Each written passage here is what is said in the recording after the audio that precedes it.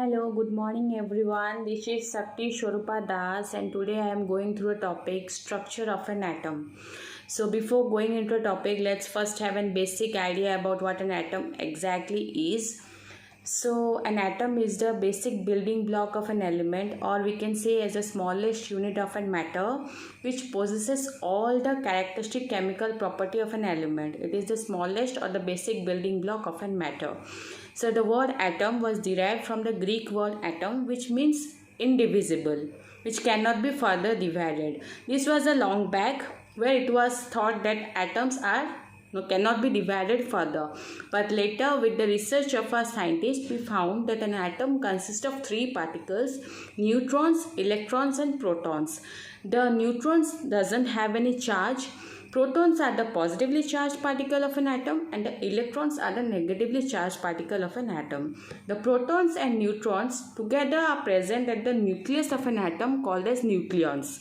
And the electrons, that is the negatively charged particles, revolve around the nucleus in a circular motion in the orbit. The orbit in which the electrons revolve are called as the electronic cell. Next is, there may be a question that how these electrons are continuously revolving in a circular orbit. So this is basically due to the centripetal force which is developed due to an electrostatic force of attraction between the protons and the electrons. The protons are present at the nucleus of an atom. The electrons are at the orbit. So there is an electrostatic force of attraction between the protons in the nucleus and the electrons, due to which a centripetal force is developed which helps the electron to rotate in a circular orbit continuously. This was explained by the Bohr's model and is called as Bohr's model of atomic theory. Next is that the density of the nucleus is higher than that of the electrons. That is, the nucleus consists of the positively charged protons and heavily dense neutrons, and the electrons are of light weight. Next is, this was about atoms and the various atomic particles. Then we'll go through the various models related to the atomic structure. So the first model is the Dalton's atomic model, or we can say Dalton's atomic theory. It was proposed by our scientist John Dalton. He stated two statements. First was that atoms are indestructible and indivisible. That is, atoms can neither be destructed nor it can be divided. Second thing he stated was atoms of same elements possesses same property, that is same mass and weight. But with further experiments there was two contradictions.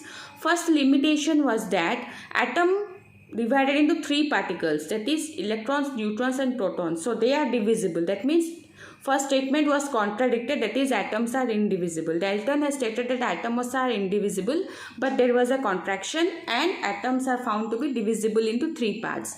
Second contradiction was found with the discovery of the isotopes.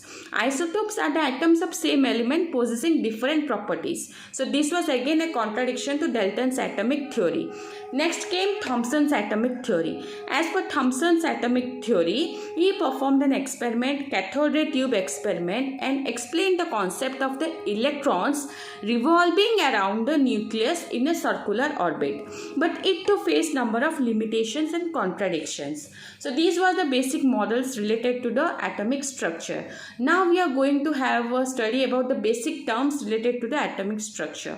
First comes the atomic number. The atomic number represents the number of protons present in an atom. The number of protons present in an atom represents the atomic number of an atom. It is represented by Z. That is, Z is equal to number of protons, which is also equal to number of electrons, except in case of the ions.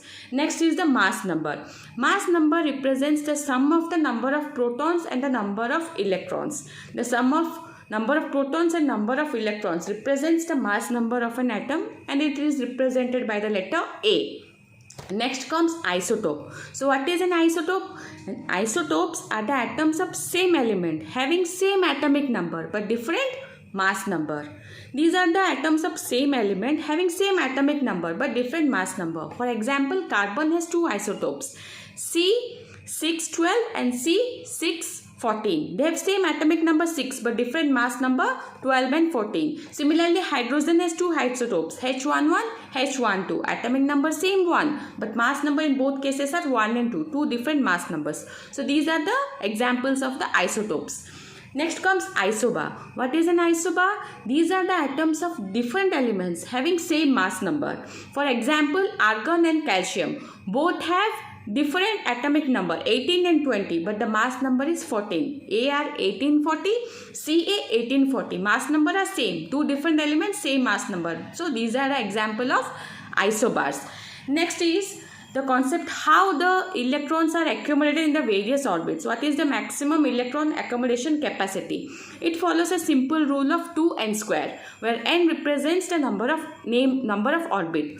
That is, for K cell n is equal to 1. So maximum electron capacity is equal to 2n square, that is equal to 2. Similarly, for L cell n is equal to 2, orbit number 2, so 2 into 2 square, that is equal to maximum electron accumulation capacity is 8. Similarly, for n cell, n is equal to 4, so 2n square matlab 2 into 4 square, that is equal to 32. So maximum electron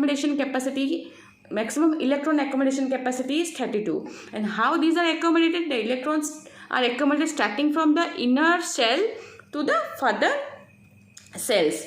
But generally, it is found that the maximum electrons in the outermost cell of an atom is 8. Although it has a capacity of much higher, but the maximum electron in the outermost shell is 8.